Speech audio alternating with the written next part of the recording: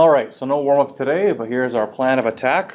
Quick comment about exam 2, and we're going to get into our introduction to 6.1 inner products, or dot product.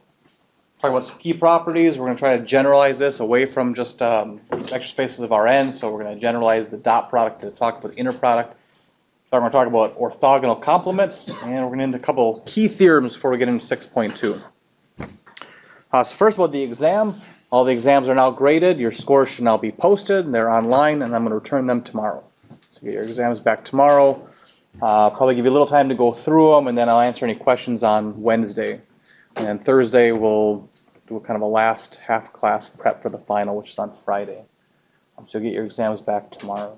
I believe the average for this one was a 75 compared to the average for the last one, which was an 80.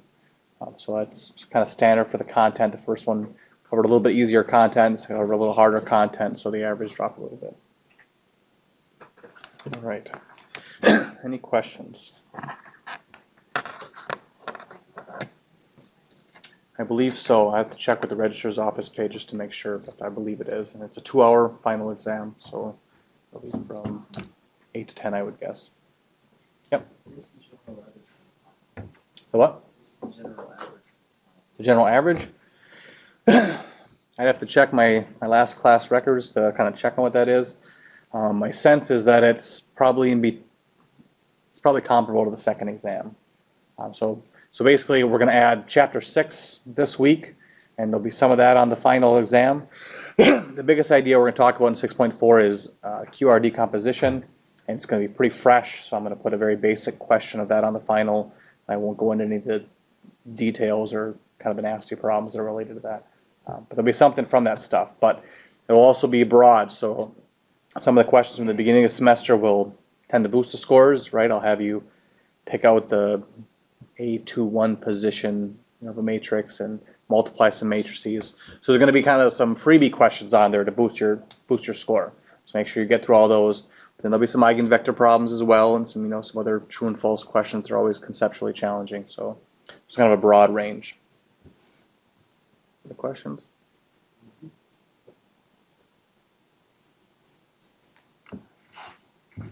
All right.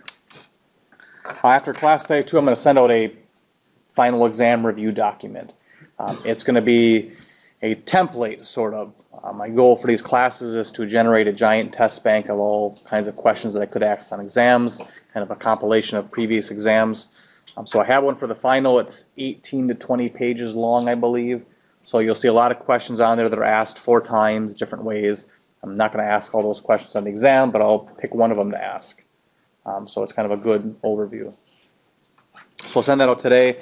I would suggest working on that as much as you can. Hopefully we'll have time on Thursday to talk about it and kind of go through questions. I'm not going to send out a key for it because it really is a collection of all kinds of old exams. So I don't want to just send out a key. But I'll take questions from it on Thursday. So I'll go through it. Most of those questions you can double check yourself with your calculator or Mathematica anyway. But I'll be happy to talk about true and false questions you're not sure about, that kind of thing. All right. So today, for the exam, we're told to go through the reading for section 6.1.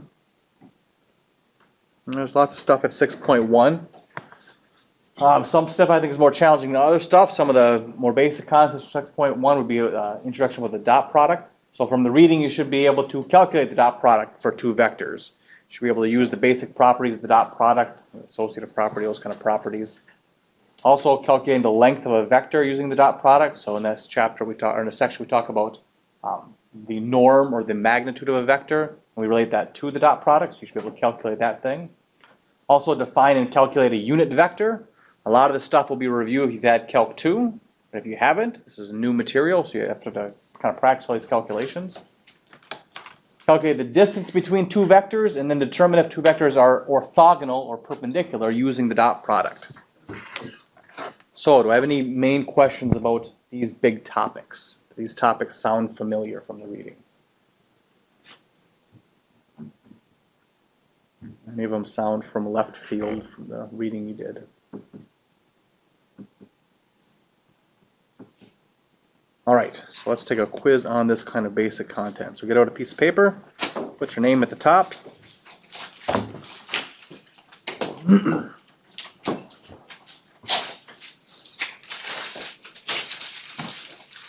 Now, unfortunately, at this point of the course, we have 4 days to cover 4 sections, which are challenging sections, and also sneak in a final exam review. So the pace has always been fast, and it will continue to be fast this week. So it's really important that we go through this reading. So this isn't a quiz just to torture you, but it's really to say we're not going to get through all this material at a deep enough level if we don't get a chance to pre-read this section. So here it is. Given 2 vectors, here is u, it's 3, 0, 4, and here is v, it's 2, 0, negative 1. I want you to calculate these 4 things. 4. So calculate the dot product, the magnitude of u, the norm of u hat, this is a unit vector in the u direction, and the distance between u and v. After that, the next question is, are these 2 vectors, this new u and this new v, are these vectors orthogonal? And then justify that with the calculation.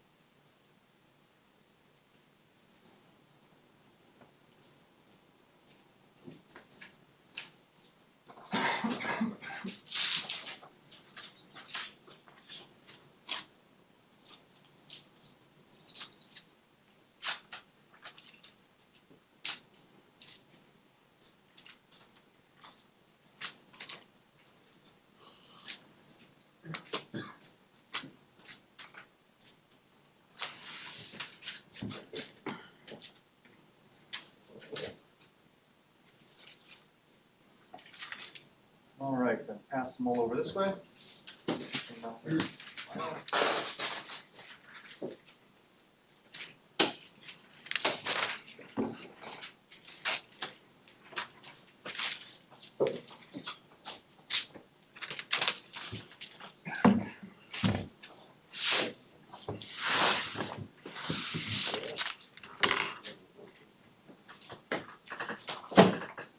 All right, do I have them all? Okay. All right, so once again, the goal here is to just stress how important it is to read through the text, get through as much as you can before class so that we can kind of talk about questions that we have. So let's go through this one then. All right, on Wednesday, we did introduce the dot product a little bit, so we went through the basic definition and its relationship to the magnitude of the norm of a vector. So by definition, this dot product it's the product of the components, and we add them all up. So it's 3 times 2 plus 0 times 0 plus 4 times negative 1. We're adding the product of the components here. So in this case, it's 6 plus 0 minus 4 is 2. And of course, your calculator should be able to do these dot products as well. Another way to think about this, though, is by multiplication of these two vectors. If instead of this dot product, I took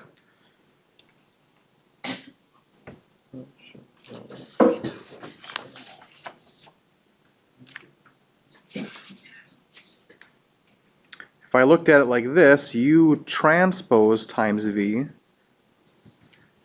Right, if I just took this U and kind of tipped it on its side, like that, and then just multiply it by this other vector, and then we think about what that multiplication would look like just with matrix multiplication. I mean, this is just a 1 by 3 matrix now, and this is just a 3 by 1. So 1 by 3, 3 by 1, I really can multiply them. If I multiply them out, I'm going to take this product plus this product plus this product, which is exactly what I did here. So this is just another way to represent this dot product, or write it. Okay, so then we have the magnitude of U. Well, a couple ways we could calculate this. One, maybe we can memorize the definition for the length of a three-dimensional vector in R3, which would just be the square root of 3 squared plus 0 squared plus 4 squared. So we could kind of just write that thing out. But here the focus is that the magnitude of U is equal to the square root of the dot product, U dot V. I'm sorry, U dot U. Dot product with itself.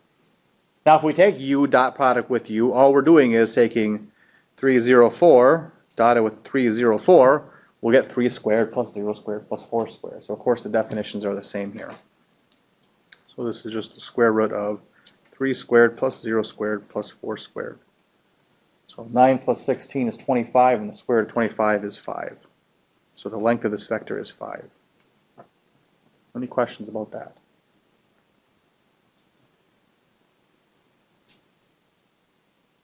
Now U hat, that's the unit vector. What's the definition of a unit vector? Someone define it for me.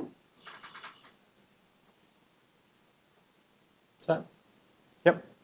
The vector has a direction of U with a magnitude of 1. Absolutely. Points in the same direction as U, has a length of 1. So how do we change the length of a vector? Well, we just scale it. If I want to double its length, I multiply it by 2, and I take 2 times U. Well, what can I divide it by to make it have a length of 1? I divide it by its length. If it has a length of 10, I divide it by 10, or multiply by 1/10, it will have a length of 1. So the definition of this thing is just the vector divided by its magnitude. Notice what that is. That's a vector divided by a number, not divided by another vector, because I don't know how to divide vectors. Which is divided by some scalar number. Here I've already done the hard part. I've already calculated the magnitude, so this is really just 1/5 times the vector. 1/5 times 304. I can leave it like that. That's totally fine. If I want to write 3/5, 0/4, I can. Either way is fine. And you can test it to see if it works. Calculate the magnitude of that thing. Should get 1. Any questions about that unit vector? Yep. What about writing 3i? Yep, that'd be fine too. Absolutely. Now that works because we're in R3 here. So if we were in R3 or R2, that would be fine. If we're in R5 or 6, yeah, I don't know what that means so much, right? But here is totally fine, just another way to write a three-dimensional vector. Everybody understand that question? You've had Calc 2 before. You've seen vectors that look like 1, 2, 3. This is the x component, the y component, and the z component. Sometimes we write those as 1 in the I direction, plus 2 in the j direction, plus 3 in the k direction. Or we have the I, j, and k direction. It's a different way to write our three-dimensional vectors. That's perfectly fine here. All right. Next one is the distance between u and v. So once we establish the idea of length, then we can talk about distance between two things. We've done this before, maybe without even knowing it. If we have 1, 2, 3, 4, and -1, -2, -3, -4, and I want to find the distance between, say, -2 and 3, how do I find that distance? I find the track the two numbers, absolutely. I mean, it makes sense over here. If I had 3 and a 1, how would I find the distance? Well, I'd subtract them. 3 minus 1 is 2. That's how far they're apart. But that same operation works if we're a negative as well. It doesn't matter whether it's positive or negative. If I take 3 minus a -2, it's 3 plus 2, that's 7. It gives me that right distance, 7. So I just subtract those two values to find that distance in between. That's essentially what we're doing here. We're going to subtract our two vectors. I'm going to take v minus u. That's going to give me a new vector. Now we've already subtracted vectors, and we've seen what that looks like graphically in 2 and 3 dimensions. If I have v and I have u, the difference between vu, that's final minus initial, will be a vector that goes from u to v. That should be the vector vu. And so I call the distance between u and v the length of that vector. So here's that difference, and I want to find how long that difference is. That's going to tell me the number that represents the distance between those two things. So that's really the definition of this distance function, if you will. So I just have to calculate that thing. What is v minus u? So really I'm looking at the magnitude of 2, 0, -1 minus 3, 0, 4. That's the magnitude of -1, 0, -5.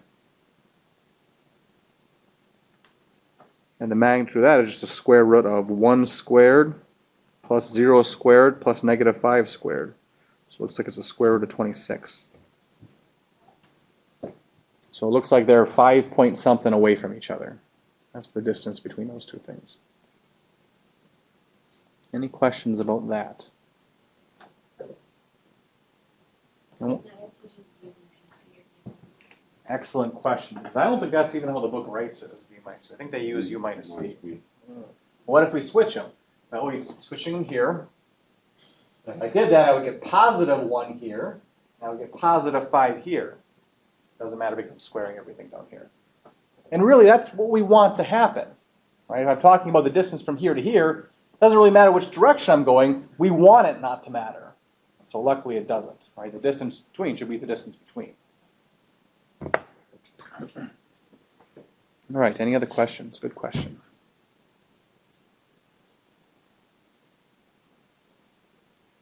Okay, so this is a nice thing here. Now we have a way to talk about the distance between two vectors where I didn't have a way to talk about that before. And it's in terms of the dot product. Because really it's just the length, and I can calculate that length with that dot product. And the last one, is u orthogonal? Is it perpendicular to this thing? I don't really know by looking at it because these are four-dimensional vectors. So maybe I could see two vectors and say, yeah, those look perpendicular. But now when I add this, I don't know, time component or something, whatever this fourth dimension is, I don't know how to tell if it's perpendicular. So how do I do this one? How do I take the dot product? And if the dot product is 0, then these two things are orthogonal. All right, so that's our big idea here, is that if u dot v is equal to 0, then u is perpendicular to v. That assumes that u and v are non-zero, by the way. U and v both have to be non-zero for this to be true. So let's calculate u dot v. Well, that should be 1 times the negative 1, that's negative 1, plus 2 times 2, that's 4, plus 1 times 1, that's 1, plus 4 times negative 1, that's negative 4. Sure enough, that equals 0. So yes, these things are orthogonal. That little sign is my perpendicular sign or orthogonal sign there. All right, any questions from this reading quiz?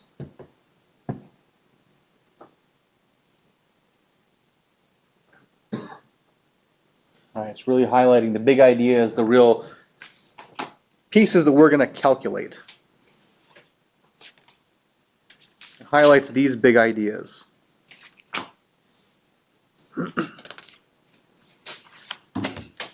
We have a definition for the dot product. We can write it out kind of in this notation. We're writing the product of the first components with the product of the second, so on and so on. We can write it out in summation notation, like that. Or we can even write it out in kind of vector notation. I should write vectors on those as well. It should be vector here and the vector there. And we have a definition for the length of a vector in terms of the dot product. And we have a definition for the distance between two vectors in terms of length. And lastly, we have a definition for orthogonality, in some sense angle, in terms of the dot product. So these are the big ideas. Any questions so far?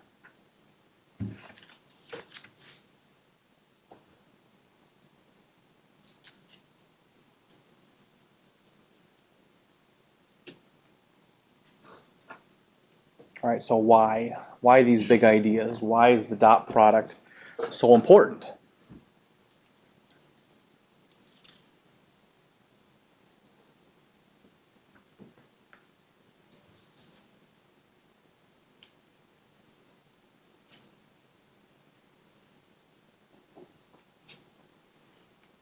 All right. Because what they've done is they've allowed us to add the concepts of length and angle to our vector space. And this lets us talk about a whole bunch of different things. It lets us talk about the closeness of vectors. Therefore, it lets us talk about the best approximation. If we can't necessarily find a solution, we might still need to find an answer, whether it's the unique solution or not. We might need to find the best solution, the best thing that will fit.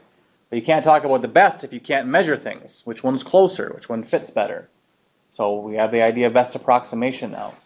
Shortest distance is a useful thing in real life, right? In real life, we want to find everything that's shorter, faster, better, right? And if we can't measure, we don't know how to distinguish between two possible solutions. So this lets us do all that stuff.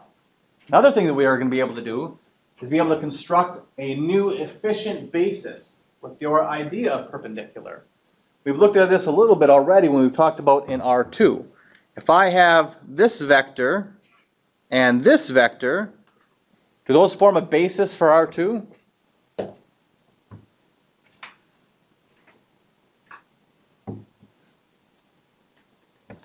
Those form a basis for R2, those two vectors that I've drawn? They certainly do. There's two vectors in R2, so all I really have to do is show that they're linearly independent. Well, two vectors are linearly independent as long as they're not multiples of each other. That's true for two vectors. Clearly, these two are not multiples of each other. If I take this and I multiply by 2, I just get a longer vector, same direction. So the two linearly independent vectors, they form a basis. But that's not the basis we use when we talk about things on R2. We use this basis, and this basis, because they're much easier to work with. Well, why are they easier to work with? Well, because they're perpendicular to each other for one. That's very nice. We know exactly what this is telling us. It's giving me the amount of the x direction. This is giving me the amount of the y direction. There's no mixing and matching for our basis vectors. This one has some x component, some y. So does this one. There's kind of an overlap of the effect there. These are perpendicular. It's kind of like they're independent of each other. Totally independent of each other.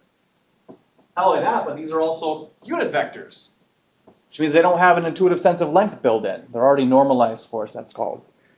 So I'd like to find that things. But we've also seen that sometimes we want to use another basis. Sometimes I need this direction because it fits my problem better. But if that's the case, I'd rather not use this as my second basis vector. I'd rather use something that's perpendicular. And maybe I'd like to scale those both down to 1. And that could be a very efficient basis.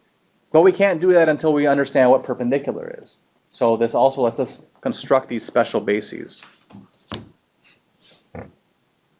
Now that last little note here says that we can also define these ideas, this closeness, best approximation, all these ideas of length and angle to spaces that are not Rn anymore.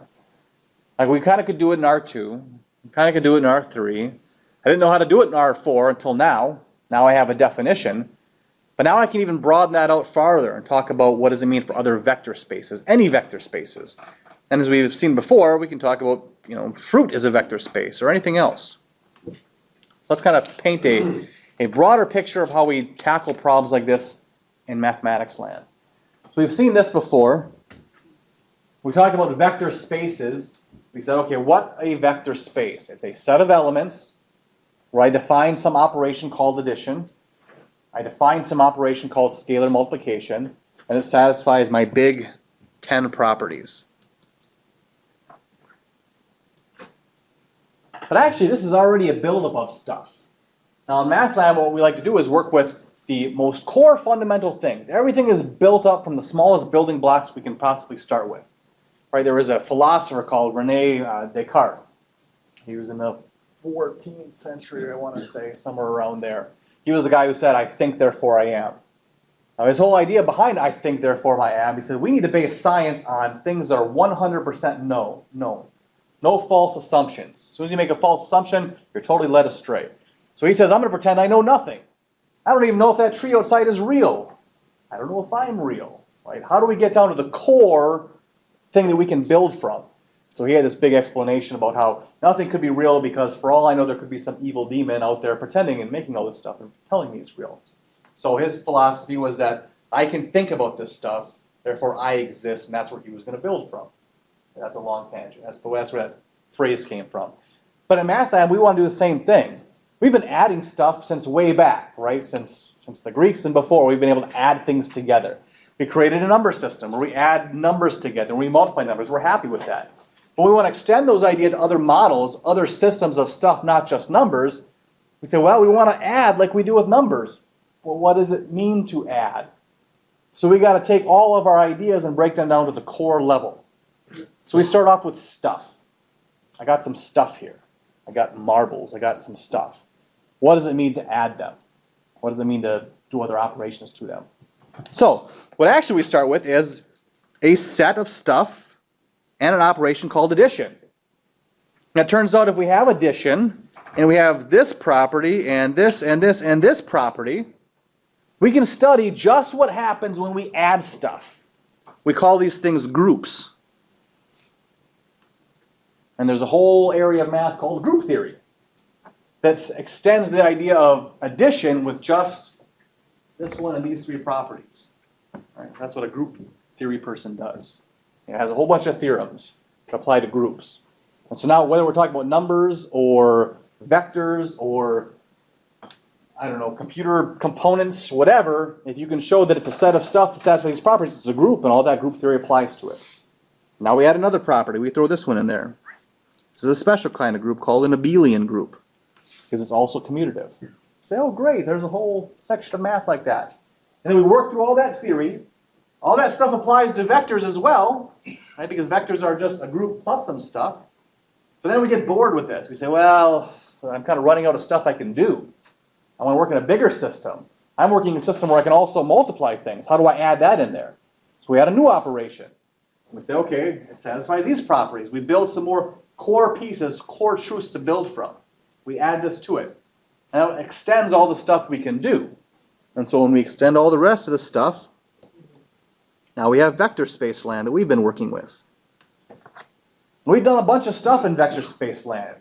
We've solved linear systems, found a bunch of solutions, talked about different spaces, null space, column space, all that stuff that can apply not just to our vectors, but to more general things like polynomials like we talked about, for example. But once again, now we're kind of running out of stuff. So we need to add another piece to this. Well, the piece we could add, one piece, is a sense of length. So we could add something called a norm. Right? It's a way to measure things. If we add that, we're going beyond vector space into what's called a normed space or a Banach space. But as soon as you start measuring something, as soon as you start applying lengths to something, you want to add in that idea of perpendicular. Right? Kind of like we talked about before, where we said we have a bunch of points and we want to measure the line. Well, there's a big difference between you measure the distance like this and I measure the distance like this. So we need a sense of where to measure things, and a lot of that has to do with perpendicularity. So to do that, we add another thing. We add more structure, and that's how math works. We do what we can, and when we need more tools, we add more structure to our space. So now I'm going to add an inner product. And I want this inner product to satisfy certain properties. So I say, these are the core properties associated with the inner product. So like I said, these are the core properties associated with a vector space. And then anything that satisfies these properties is going to be an inner product. We don't be an inner product. And we'll build a bunch of theory from that. Now, if it has an inner product, we can also define a length from that. We've already seen that. We took the dot product and we defined a length based on it. So these inner products are kind of one extension up from a norm space, but they also add that perpendicularity, and they also kind of give us a norm for free. Now, these inner product spaces is what we call them. They have an inner product. And they're also called Hilbert spaces. Hilbert spaces. Okay. So the idea how we generalize an inner product to other things than just the dot product. How do we talk about orthogonality for polynomials? That kind of thing. This is how we generalize it. So we're going to talk about the key properties that make an inner product space an inner product. We're not going to talk about Hilbert spaces, but this is going to be the last extra credit. Why is it called Hilbert space, and who is Hilbert? Right? So it's going to be a one-page bio on why it's called Hilbert spaces, and who is this guy Hilbert. It'll be the last extra credit. I'll throw it on Canvas right for class today. So this will be the last extra credit. Extra credit. Okay, so I know that's kind of roundabout and a little tedious, but I think it's important to take a step back every now and then and see the larger portion of math, how it's constructed from the bottom up. Now, all that talk is to say, why are we generalizing this thing called the inner product? The inner product says that we're given two vectors, u and v.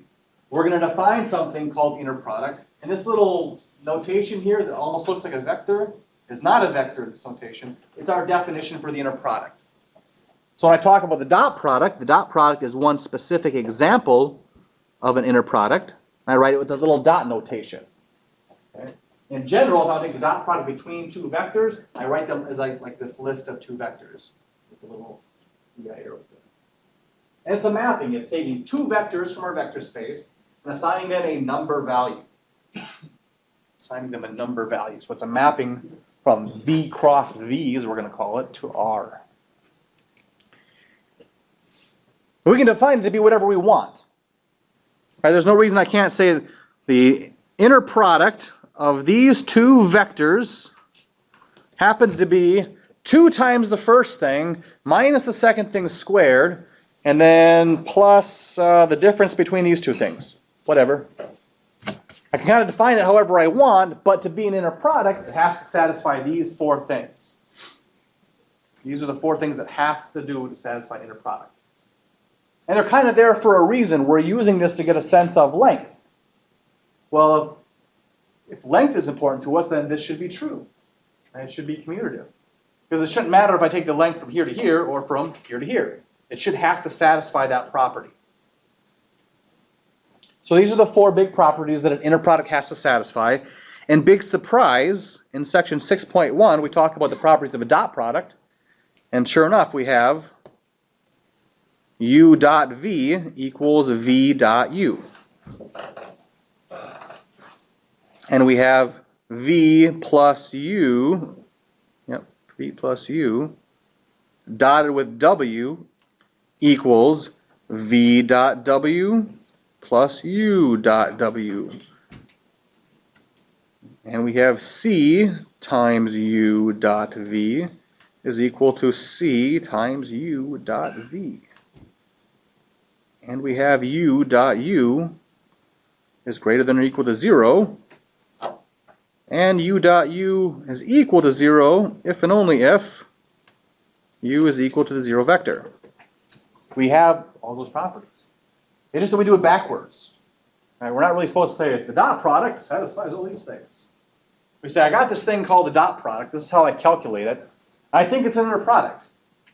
So to show it's an inner product, I show that these 4 properties hold, and I say, yes, hooray, they all satisfied, it is an inner product.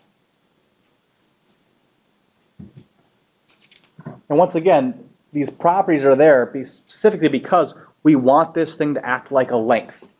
What's this last one? If I'm measuring this, U dot U is the magnitude squared. It's the length squared. I want that to be positive. That's what this property says. It says your length has to be positive. It doesn't make sense for us to have negative length here. We want that as a property, so we require it. That's what these properties are here to do. Okay. So now we can define our geometry for a space, essentially, in terms of our inner product. Now we can talk about closeness and orthogonality. Now we've seen this already for vectors now in our warm-up, but what are some of the exotic inner products? I'm going to show you 2. This is the Frobenius inner product. Now once again, I define the inner product, and I can define more than one inner product on each vector space. And they would be their own unique inner product spaces. And they'd be different. And their lengths would be different. They would have different meanings, but I can do that. So this is one example of inner product. It's called the Frobenius inner product, and it's working on a vector space that are matrices. So I'll spare you the kind of the Wikipedia interpretation here, but basically this says, give me 2 matrices. I'm going to give 2 right here. Here's a matrix A, and here's a matrix B. And this definition for our inner product, if I kind of start writing out what that double sum is going to look like, because we don't really know what the trace is yet, but if I write out that double sum, it says, okay, fix your I value, and then count up your j value. This is a 2 by 2, so a j could be 1, or j could be 2. I counted all my j's. Then I index my I, and I'll use the next I value. And then I have to count through my j's again. First j's are 1, and then j's are 2. So this is me writing out what that double sum thing looks like. And so it turns out the definition of this thing, it just says, kind of do what you do for vectors. If these were 2 vectors, we would just say this product plus this product. Well, this says do the same thing, just do it with all the different components. Take this product plus this product plus this product plus this product. Okay? So in that case, when I take this dot product, I take this inner product, I should get 1 times 0 plus 1 times 0 plus 2 times 2 plus 3 times 1. I get a value of 7. Hooray! But I can also do this operation now, because this is just the square root. I get this wrong in my notes here. Yeah. This should just be the square root of the inner product of b minus a. I'm sorry, the square root of, let's see. This is just the magnitude of a matrix. Let's subtract those 2. So I would get 1, -1, 0, and -2. But this is just the square root of the inner product of this matrix with itself, which is the square root of, and now I can do that inner product to get 1 plus 1 plus 0 plus 4, and I get the square root of 6. That's a lot of weird calculations, and you don't have to worry about them. But what it tells us is that the distance between these 2 matrices is the square root of 6. Now we know how far apart those matrices are. And I could test other matrices to see if they're perpendicular with this inner product. And all that could be useful information in some sort of geometry. Any questions about this? Now, of course, if we're being rigorous, we define an inner product, but we should really show that it's an inner product. We should really show that it satisfies those four properties. And that can be tricky sometimes. Here's another example. Take the set. Now we start with the set of elements. We apply the vector space stuff to them. This set is a set of all continuous functions. Continuous functions. X squared is an example of continuous function. Cosine of x, sine of x are continuous functions. E to the x is a continuous function. That's just a set of stuff. I want to turn it into a vector space, so I have to define addition and scalar multiplication. I'm going to define those as normal. Right? So if this is my vector v, x squared, and this is my vector u, well then v plus u is, well, I guess x squared plus cosine of x.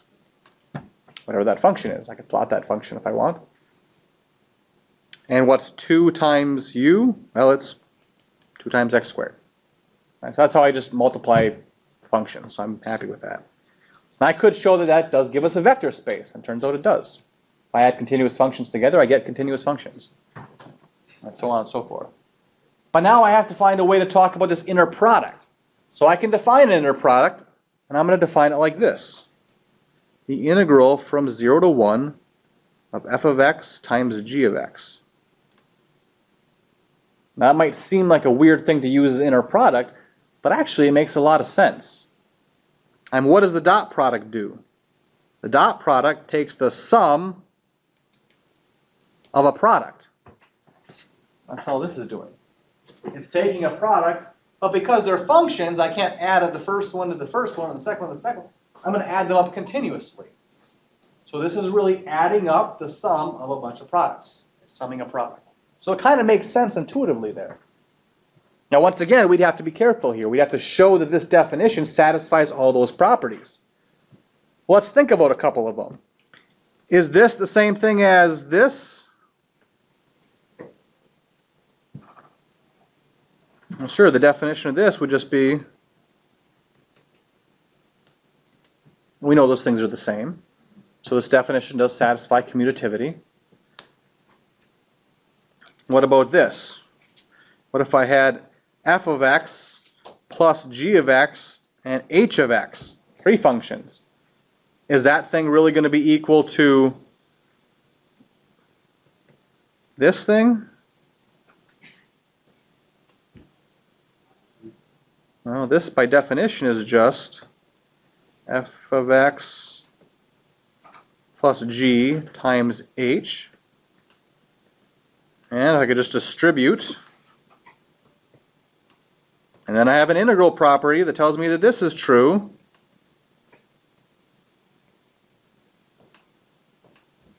And that's just exactly this thing. So I can really go through and show this inner product satisfy all those things. And the value here is that, once again, now I have a length. I can find out how far these things are apart. I can find out these are apart. There's a way now that I could find the closest function to this thing, right? Or the closest function that satisfies these other criteria. So now I can apply geometry to my function space. And when you add these inner products and make an inner product space that deals with functions, they call that functional analysis, which is a really important field. All right, any questions about this extension of inner products into other realms? Okay. So the general process is this. You take a set. You define addition, scalar multiplication. You show that it satisfies those 10 properties. You have a vector space, right, for whatever that stuff is you were dealing with. You could define a norm that satisfies some certain properties. Those properties are actually less than the inner product properties, but they have their own properties. And you can make it a norm space if you just wanted to deal with length. But if you want to deal with length, you probably want to deal with perpendicularity, or being orthogonal. So you can define an inner product instead, in which case you'd have a Hilbert space. And you can apply all this concept to whatever that set was. All right.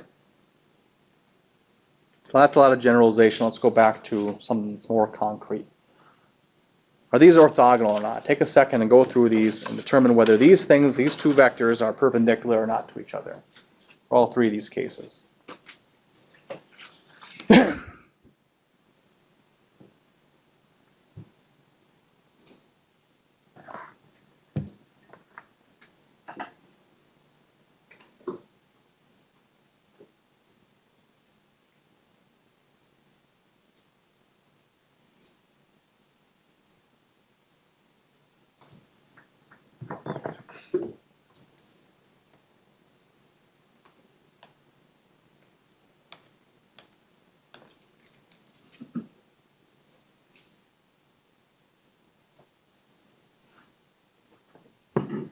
Okay, so to do that, we're just going to calculate the dot product and see if it's 0 or not.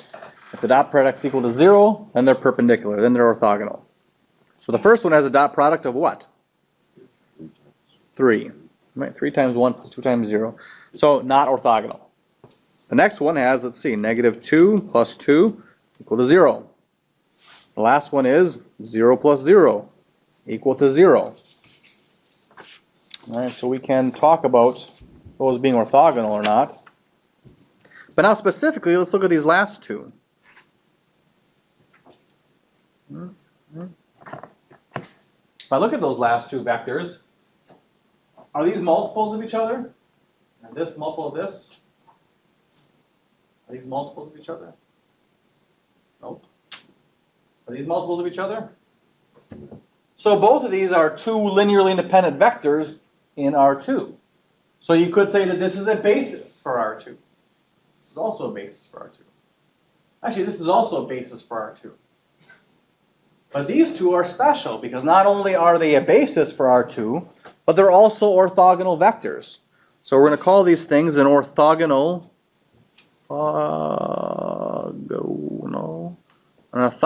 basis. And this is an important concept here is we want to be able to find orthogonal bases to vector spaces.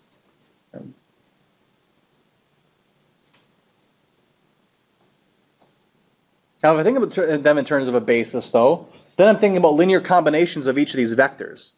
So in other words, if I take any multiple of this vector, it's not just this vector anymore, it's this whole line. That line turns out to be a subspace of R2. But this vector is perpendicular not only to this vector, it's actually perpendicular to any multiple of this vector. In fact, this vector is perpendicular to this whole subspace. And then the question is, what do I mean by that? So now we have to extend our idea of orthogonality, not just to these two vectors. Are these two vectors orthogonal? But are sets orthogonal? So how do we talk about sets being orthogonal? Turns out we have these two definitions. So we're going to read these out, and then we have to think about and process them a little bit. First one says, given a set of stuff V and one vector x, we say x is orthogonal to V. And this is different than we've done before. It's not orthogonal to this other vector. It's orthogonal to this set of vectors if x is perpendicular or orthogonal to V, little v, for every v in there. It's not just perpendicular to one vector in that set. It's perpendicular to all of them. All right, so if this vector is perpendicular to all the vectors in that set, then we say x is perpendicular to the set. Now the next one extends this. It says a set, V perp, that's how we read this, say V perp, is called the orthogonal complement of V. This is the big definition here. The orthogonal complement of V. And what is the orthogonal complement? It's a set of all vectors that are perpendicular to V. So first we define up here what it means for x to be perpendicular to V. If we take all the x that are perpendicular to V, and this comes out to be the orthogonal complement of V, or V perp. So I'll do one quick example before I let you go here. This is V. It's a subspace. It's a set of all vectors that are a scale multiple of 1, 0, 0. So I've drawn 1, 0, 0 on there. So any multiple of that is essentially this whole line. And I want to find out what V perp is. V perp is a set of all vectors that are perpendicular to all of these vectors. Set of all vectors that are perpendicular to all of these vectors. What will that look like?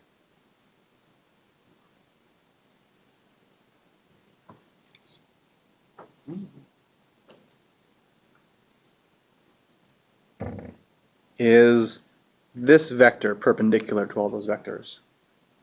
No. Is this vector perpendicular to all those vectors? Yeah, I think that one is perpendicular to all those vectors. All right, this vector looks like it might be 0, 1, 0. If I take the dot product of this with this, do I get 0? If I take the dot product of this with two of these, 2 times this, do I get 0? I do. So this is perpendicular to all of them. What about this vector? Is that perpendicular to all of them? What about the sum of these two things? It's still in that YZ plane. Is that perpendicular? It is. Turns out any linear combination of these two vectors will also be. So V perp in this case turns out to be the set of all V's, I'll say, such that V is a linear combination of these two vectors. I just want us to see what V perp is once. In this case, V perp would be the whole YZ plane. Any of those vectors are perpendicular to all of these vectors. All right, we'll talk more about V perp next time. So for next time, I want you to read 6.2 through 6.4. We're going to cover all this topic kind of in a little mix and match spot. So I'd like you to read all 3 of those sections, 6.2, 6.3, 6.4, and we're going to talk about it kind of all at once. I'm going to email out the final template, and I'm going to post that extra credit on my 2 assignments right after class here. And I have office hours right now.